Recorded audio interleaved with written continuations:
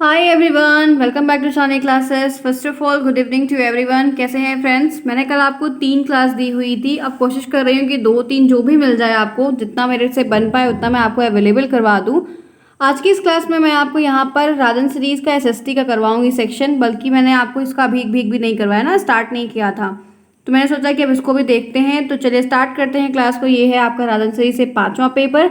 नई सीरीज है, नए क्वेश्चंस रहेंगे फिलहाल। चलते हैं, देखते हैं क्या है। 50 नंबर का पेपर आपको पता ही है। दूसरे दिन पेपर होगा आपका ये। चलो देखते हैं इसमें क्वेश्चंस क्या दिया है। देखिए आपको करना क्या है। जो लोग पहली बार आ रहे हैं, कभी भी चैनल को सब्सक्राइब कर लीजिए, वीडियो को लाइक करिए। अगर आपको समझ में आता है, अच्छे क्वेश्चंस है, एक बार रिवीजन हम जरूर करेंगे। और एक बात ये भी है कि आप लोग का कितना सही होता है, ये भी आप लोग कमेंट बॉक्स में मुझे बताइएगा कि आप लोगों के कितने रिवीजन सही हुए, कितना आपको लोगों को तैयार है। ओके फ्रेंड्स, चलिए स्टार्ट करते हैं। क्वालिटी को सबसे पहले आप इंक्रीज कर ले। ये है आपके सामने क्वेश्चन, स्क्रीन पर आंसर करिए।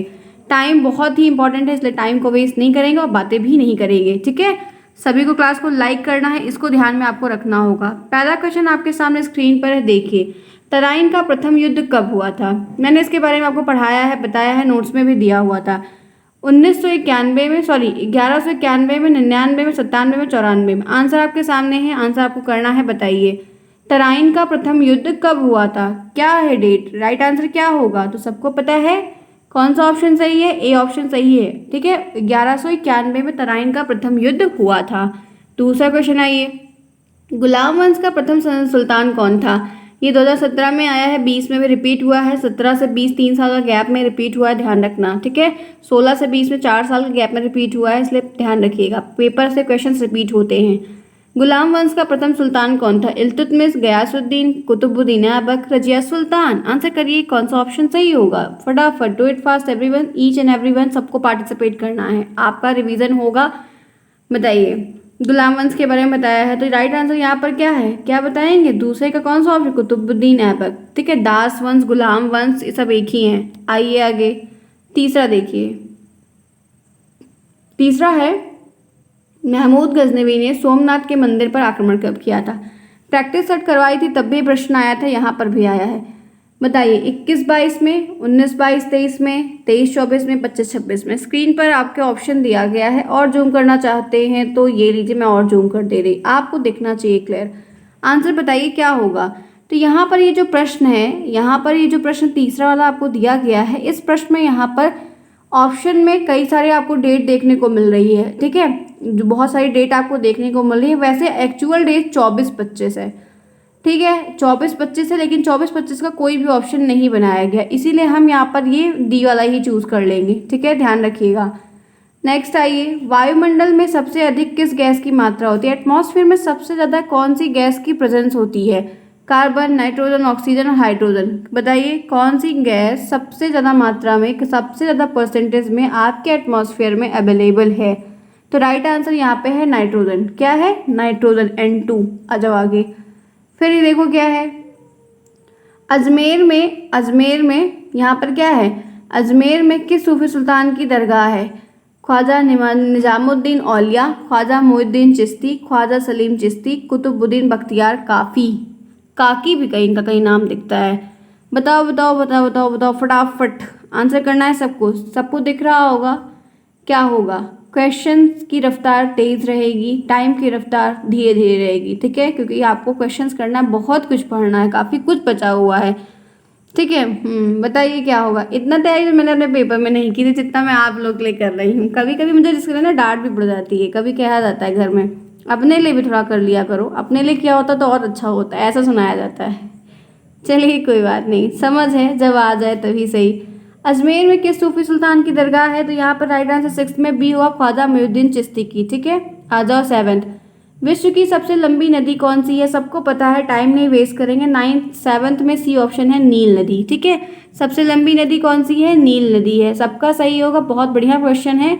चलिए आइए देखते हैं। सक्रिय ज्वालामुखी का उदाहरण बताइए। सक्रिय ज्वालामुखी, जो एक एक्टिव ज्वालामुखी, उसका नाम बताना है। तो पोपा, फ्यूजियामा और वेसुवियस और स्ट्राम्बोली। यहाँ पर दिया है 4 ऑप्शन, आंसर करिए।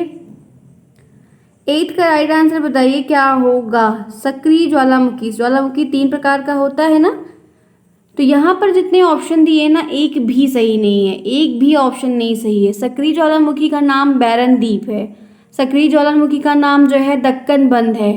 ये जो यहाँ पर आप लोग देखेंगे आपकी सीरीज में, ये वेसुवियस को टिक किया गया है, लेकिन जानते हैं ये सुप्त ज्वालामुखी है, ये बंद है, मंद ज्वालामुखी है।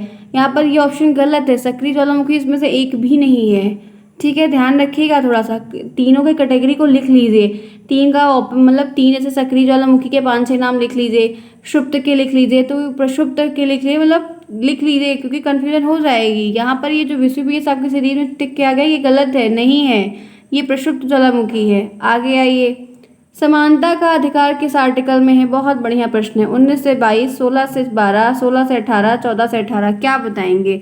9th के लिए कौन सा ऑप्शन आप चूज करेंगे कि समानता का अधिकार किस अनुच्छेद में है?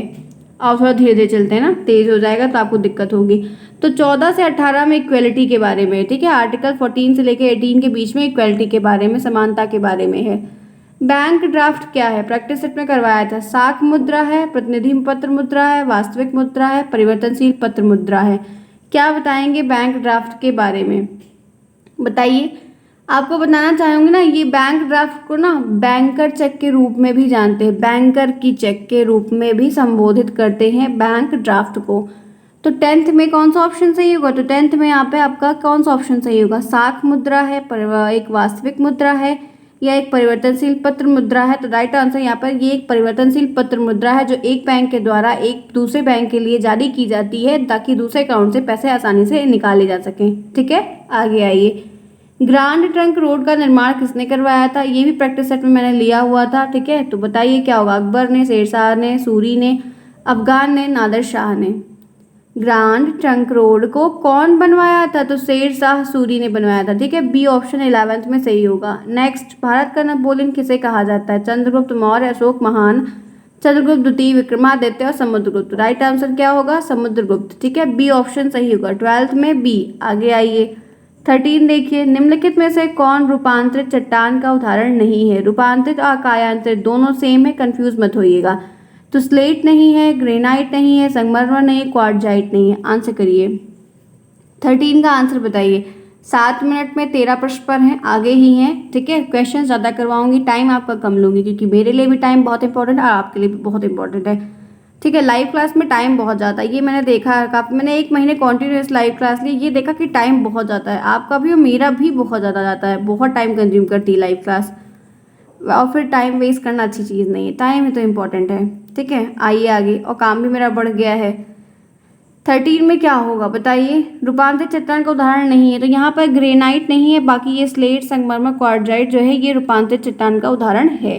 आइए 14 देखिए, मोहम्मद बिन तुगलक अपनी राजधानी दिल्ली से ले गया कहाँ पर? दौलताबाद, कलिंजर, कन्नौज, लाहौर। क्या बताएंगे 14th में? तो ये मोहम्मद बिन तुगलक जो है अपनी राजधानी को दौलताबाद ले गया था। ठीक है, दौलताबाद कहाँ से ले गया था ये बताइएगा आप लोग कमेंट बॉक्स में मेंशन करके, ये आप लोग के लिए होमवर्क है। करता तो कोई नहीं है फिलहाल के लिए, लेकिन ठीक है, कोई बात नहीं।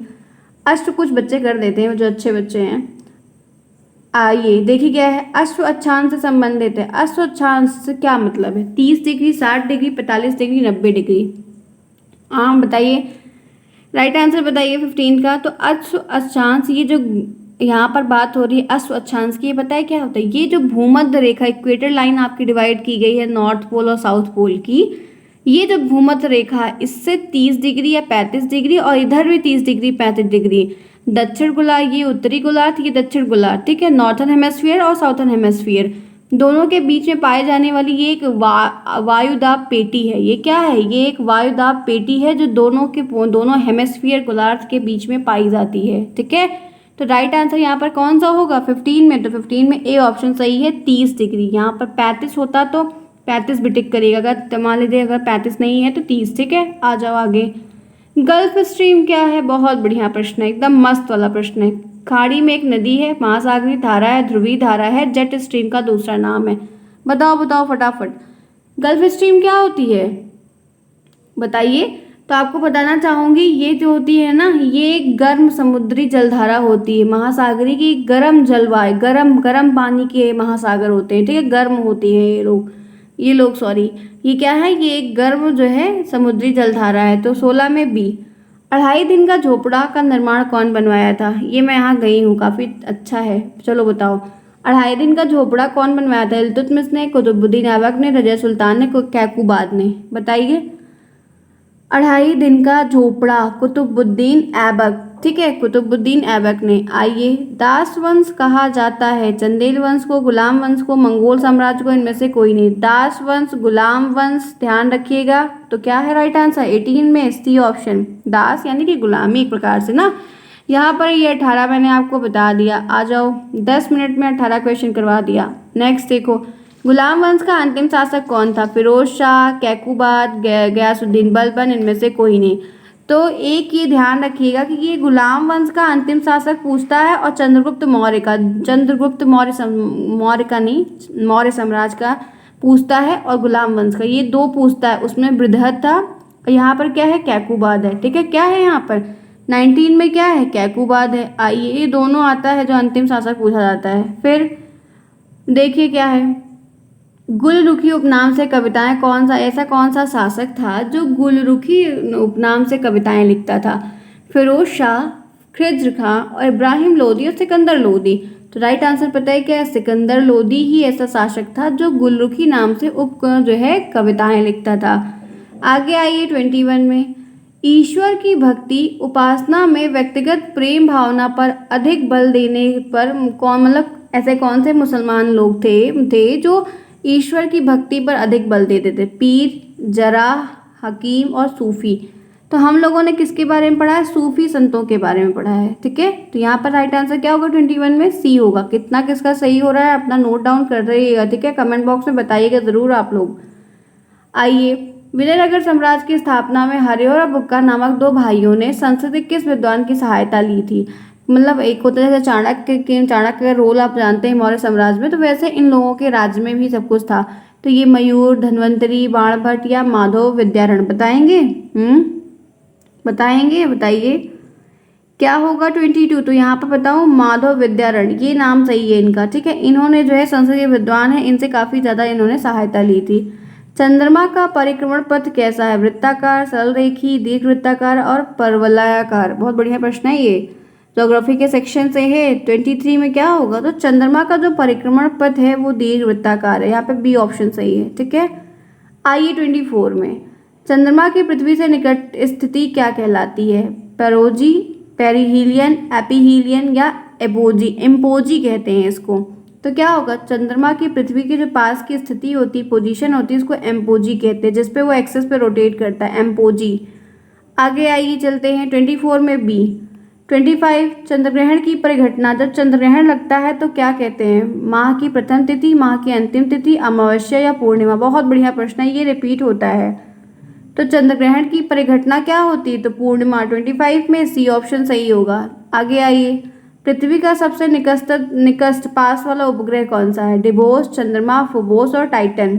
उपग्रह, सैटेलाइट, तो यहाँ पर सबको पता है 26 में कौन सा होगा? डी, चंद्रमा ही तो है। नेक्स्ट, भ्रंशोथ पर्वत का निर्माण होता है, किससे होता है भ्रंशोथ पर्वत का निर्माण? वलन से, संवलन से, तनाव बल से? तो राइट आंसर 27 में क्या होगा पता है? ये तनाव बल से होता है। और भ्रंशोथ पर्वत का जो निर्माण है ये बहुत पुराने वलित पर्वत की कैटेगरी में आते हैं, बहुत पुराने वलित पर्वत की कैटेगरी में आते हैं ये। आइए आगे चलते हैं, वलन के किस प्रकार में चट्टानों का क्रम ही उलट जाता है? ऐसे कौन से वलन भी कई प्रकार से, चट्टानों के बारे में ऐसा पढ़ा है ना, ये ऐसा जाना, कुछ का ऐसा फ्लैट हो जाना, कुछ का पहले ही मुड़ जाना, ये सब वलन ही, फोल्डिंग जिसको कहते हैं इंग्लिश में। तो वलन के किस प्रकार के चट्टानों का क्रम ही उलट जाता है?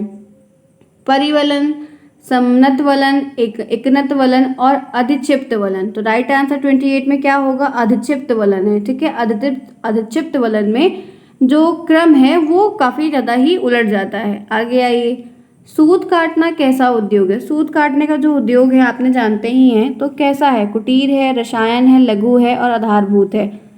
29 बताइए क्या होगा? तो ये कुटीर उद्योग है। किस कैटेगरी में आता है? कुटीर उद्योग में। चोल काल निर्मित सर्वोत्कृष्ट प्रतिमा है विष्णु की, भगवान वेंकटेश्वर की, नटराज की, भगवान बुद्ध की? मतलब जब चोल का काल चल रहा था तो सबसे एक अच्छी विख्यात प्रतिमा कौन सी किसकी थी जो बहुत विख्यात थी? प्रश्न आया हुआ है 2015 का ये प्रश्न है। तो क्या होगा पता है? नटराज की मूर्ति। किसकी? नटराज की मूर्ति। आगे आइए 31 पे, 31 क्वेश्चन पे हम आ गए। सोच लीजिए कितना बढ़िया है, ठीक है। आ जाओ आगे। वह सुल्तान जिसने कारखानों को इक्ता नाम दिया था? फिरोज तुगलक, बलबन, इल्तुतमिश और मोहम्मद तुगलक। बताइए। वह सुल्तान जिसने कारखानों को इक्ता का नाम दिया, तो ये पता है क्या? इल्तुतमिश ने दिया था। किसका नाम दिया था? इल्तुतमिश ने कारखानों को। 2.5 दिन का झोपड़ा स्थित है कहाँ पर है? अजमेर में है। कहाँ पर है? 32 में सी होगा, अजमेर में है। डायरेक्ट आंसर बता दिया। आ जाओ। हिजरी संवत कौन चलाया था? अकबर, बाबर, हुमायूं, शाहजहां। ये भी बहुत बढ़िया है। बताइए हिजरी संवत कौन चलाया था? तो राइट आंसर यहाँ पर अकबर है। अकबर ने चलाया था, ठीक है। आ जाइए। कहीं कहीं पे ये बताएं, ये जो है हुमायूं भी दिखाता है। मैंने देखा 2-3 जगह हुमायूं दिखा रहा था। आगे आइए। खानवा युद्ध के लिए प्रसिद्ध क्षेत्र स्थित है कहाँ? दिल्ली में, सोनपत में, आगरा में, फतेहपुर सिकरी में। 34 का राइट आंसर बताइए। 15 में आया। अच्छा, पेपर वाले जितने भी क्वेश्चन है एक को मत छोड़िएगा, ठीक है। एक भी प्रश्न मत छोड़िएगा। खानवा का युद्ध बताइए कहाँ पर है? तो यहाँ पर फतेहपुर सिकरी में। कहाँ पर है? फतेहपुर सिकरी में। आइए आगे। मराठों की स्वतंत्रता के लिए युद्ध का नेतृत्व किया? दुर्गादास ने, ताराबाई ने, अहिल्याबाई ने, जीजाबाई ने। बताइए 35 का राइट आंसर क्या होगा? मराठों की जो स्वतंत्रता थी, फ्रीडम के युद्ध का नेतृत्व किसने किया था? राइट आंसर है ताराबाई ने किया था। मराठा के ऊपर वो बनी थी ना, मूवी भी बनी थी, नाम नहीं याद आ रहा है, देखा था मैंने थोड़ा बहुत। अब कोई भी देखता रहता है तो थोड़ा बहुत देख लेते हैं, 5-6 मिनट हो जाता है, काम खत्म। देखो, लोकसभा में राष्ट्रपति द्वारा एंग्लो इंडियन मेंबर को मनोनीत किया जाता है, उनकी संख्या कितनी? तो 2 ही होते हैं, वो 2 होते हैं, ठीक है। 2 होते हैं ये एंग्लो इंडियन। आइए, एंग्लो इंडियन जानते हैं? चलिए बता देती हूँ। जिनके मतलब एक माता पिता बाहर के हों, एक इंडिया के रहने वाले हों, उनसे जो बच्चा पैदा होता है वही आते हैं एंग्लो इंडियन मेंबर कैटेगरी में, ठीक है। तो इनको जो है राष्ट्रपति के द्वारा मनोनीत किया जाता है, ये 2 होते हैं। आगे आइए। 37 पे आइए। सर्वोच्च न्यायालय को अपने फैसले को क्या करना है? बदलने का अधिकार है? सुप्रीम कोर्ट को अपने फैसले को बदलने का अधिकार है कि नहीं? नहीं है। केवल मुख्य न्यायाधीश को है, केवल न्याय मंत्रालय को है। तो यहाँ पर जो सुप्रीम कोर्ट है तो वो सुप्रीम है, तो उसके पास सारी पावर को एक्सेस करने का रूल है, तो यहाँ पर बदलने का अधिकार उनको है। तो पहला ऑप्शन सही है। सुप्रीम कोर्ट से कौन टक्कर लेगा? कोई नहीं लेगा। आगे आइए। कौन सा मौलिक अधिकार सबसे ज़्यादा विवादित रहा है? एक ऐसा मौलिक अधिकार, फंडामेंटल राइट, जो बहुत विवाद में रहा है। एकता का, धार्मिकता का, स्वतंत्रता का, और संपत्ति का। तो यहाँ पर यही है जो काफ़ी दिक्कत में रहा है, बाकी सब सही है, ठीक है। आगे आ जाओ। वह बजट जिसमें आय व्यय बराबर होती है। एक ऐसा बजट जिसमें आय और व्यय, ठीक है, दोनों बराबर है। 0 आधारित बजट कहलाता है, घाटे का बजट, बचत बजट और ये संतुलित बजट। तो जब बजट में आय व्यय बराबर की बात बताई गई है, बहुत सारे प्रश्न इतने बढ़िया होते हैं ना कि क्वेश्चन में ही आंसर रहता है। जैसे मेरे मुंह से कभी कभी आंसर निकल जाता है, तो वैसे यहाँ पर क्वेश्चन में ही रहता है। क्वेश्चन अगर आप 2-3 बार पढ़ लोगे ना, अच्छे से निकल जाएगा। तो यहाँ पर संतुलित बजट है, ठीक है, बैलेंस बजट। नेक्स्ट, दामोदर घाटी योजना से संबंधित है कौन? पश्चिम बंगाल, असम, बिहार और पश्चिम बंगाल। बताइए 40 बताइए क्या होगा? दामोदर घाटी योजना संबंधित है किससे? तो क्या होगा 40 का राइट आंसर? बिहार और पश्चिम बंगाल से, ठीक है, बिहार और पश्चिम बंगाल से। नेक्स्ट, 6 महीने की रात और 6 महीने का दिन होता है कहाँ पर? उत्तरी ध्रुव वृत्त पर, उत्तरी और दक्षिण ध्रुव वृत्त पर, दक्षिण ध्रुव वृत्त पर, केवल दक्षिण ध्रुव वृत्त पर। बताइए 6 महीने की दिन और 6 महीने का रात कहाँ होता है? 41। तो राइट आंसर यहाँ पर पता है क्या है? सी ऑप्शन सही है। उत्तरी और दक्षिण ध्रुव के वृत्त पर 6 महीने की रात और 6 महीने का दिन होता है। आगे आइए। 3 ओर से घिरा हुआ पृथ्वी का भाग क्या कहलाता है? पृथ्वी का वह हिस्सा जो तीनों ओर से घिरा हुआ, उसको क्या कहते हैं? पठार, महासागर धारा, सिंधु पाक और ये प्रायद्वीप। तो यहाँ पर इसको क्या कहते हैं? लक्षद्वीप, प्रायद्वीप और बहुत कुछ का पढ़ा है कि नहीं पढ़ा है? ज्योग्राफी का सेक्शन है 42। 3 ओर से घिरा हुआ पृथ्वी का भाग क्या कहलाता है? प्रायद्वीप कहलाता है, प्रायद्वीप कहलाता है। आगे आइए। नेक्स्ट, फिर यहाँ पर है मूंगफली की खेती के लिए सबसे अच्छी मिट्टी कौन सी है? मूंगफली, काली मिट्टी, लेटराइट मिट्टी, लाल मिट्टी, चिकनी मिट्टी। ये साइंस में भी देखने को मिल जाएगा, एक जगह पढ़ोगे 2 जगह काम आएगा। तो काली मिट्टी है, ठीक है। क्या है 43 में? काली मिट्टी ए है। आगे आ जाइए। सर्वाधिक लवणता वाला सागर कौन सा है? सबसे जैसे जो नमक ज़्यादा पाया जाता है वो कौन सा सागर है? कैप्सियन, मृत, लाल, भूमध्य। बताइए। 20 मिनट हो गए, 20 दूनी 40 होता है, हम 44 पे हैं, तो सही है ना? टाइम कम जाएगा, क्वेश्चन ज़्यादा होगा, रिवीजन करना है आपको, एग्ज़ाम का समय है, ठीक है। बताइए। उधर दिवाली आ जाएगी तो सबको काम हो जाएगा, मुझे भी बड़ा काम हो जाएगा। बताइए 44 में क्या होगा? तो यहाँ पर सी ऑप्शन है, मृत सागर, ठीक है, डेड डिकेइंग सागर। आ जाओ आगे। 45, महमूद गजनी ने भारत पर आक्रमण के समय भारत में आए अलबर्नी ने किसकी रचना की थी? ठीक है, बताओ। किताब उल रहला की, शाहनामा की, राज तरंगी की और किताब उल हिंद की। तो 45 में क्या होगा? क्या लिखा था महमूद गजनवी ने? बताइए। तो यहाँ पर शाहनामा, बी ऑप्शन 45 में बी। दिल्ली सल्तनत के किस वंश में सर्वाधिक शासक हुए? खिलजी वंश, सैयद वंश, तुगलक वंश और तथाकथित दास वंश। बताइए 46। तो यहाँ पर दास वंश में, सबसे ज़्यादा दास वंश में है, ठीक है, याद करने में दिक्कत होती है। प्रयाग प्रशस्ति संबंध किससे है? चंद्रगुप्त प्रथम से, कुमारगुप्त से, समुद्रगुप्त से, स्कंदगुप्त से। बताइए प्रयाग प्रशस्ति किससे रिलेटेड है? बताइए प्रयाग प्रशस्ति किससे रिलेटेड है? तो यहाँ पर बी ऑप्शन सही है, समुद्रगुप्त से, ठीक है, समुद्रगुप्त से इनका संबंध है। आगे आइए। तुगलक वंश का संस्थापक कौन है? फिरोज तुगलक, मोहम्मद तुगलक, गयासुद्दीन खान जहां मकबूल सॉरी। बताइए 48। बड़े अजीब अजीब से नाम है ना। 48, तो यहाँ पर गयासुद्दीन तुगलक, ठीक है, गयासुद्दीन तुगलक। तुगलक काल में प्रथम हिंदू राज्य का निर्माण हुआ था जिसका नाम क्या था? विजयनगर, देवगिरी, वारंगल और भद्रा। तो यहाँ पर पता है ये विजयनगर था, ठीक है। तुगलक काल में जो पहला एक हिंदू राज्य था उसका नाम था विजयनगर। बड़ा हिम्मती था नगर ये। चलो आ जाओ। 50 पे, चीनी यात्री हेंग त्सांग किस उद्देश्य से भारत आया था? ये आए ही क्यों थे? चलो बता दो। बौद्ध धर्म के ग्रंथों की प्रतियां प्राप्त करने के लिए, बौद्ध धर्म की किताबों को चुराने के लिए आए थे, सीधी सी बात। नालंदा विश्वविद्यालय में पढ़ने के लिए आए थे, इनका विद्यालय नहीं खुला था। भारतीयों के जीवन का अध्ययन, भारतीयों के बारे में पढ़ने आए थे, अपना को नहीं पढ़ते हमारे को पढ़ने आए थे। भारत में चीन राजदूत का कार्य करें, चीन के राजदूत बन के आए थे, क्या करने आए थे? बिना बुलाए क्यों आए थे? तो यहाँ पर क्या है कि बौद्ध धर्म के बारे में जो इंडिया में इनको मिला है उसको ये चुराने आए थे, ठीक है, एक प्रकार से यही कह सकते हैं।